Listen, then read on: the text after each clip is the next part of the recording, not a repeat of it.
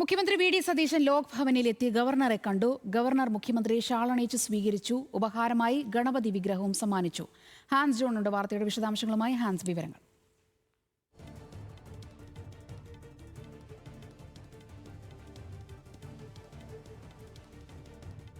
മുഖ്യമന്ത്രിയുടെ ഔദ്യോഗിക വസതിയിൽ അറ്റകുറ്റ പണിയുണ്ടായിരുന്നതിനാലാണ് പ്രതിപക്ഷ നേതാവിന്റെ ഔദ്യോഗിക വസതിയായിട്ടുള്ള കന്റോൺമെന്റ് ഹൗസിൽ നിന്നും ക്ലിഫ് ഹൗസിലേക്ക് മുഖ്യമന്ത്രി വി.ഡി. സതീശൻ മാറാതിരുന്നത്. ഈ അറ്റകുറ്റ പണികൾ പൂർത്തിയായതിനു പിന്നാലെയാണ്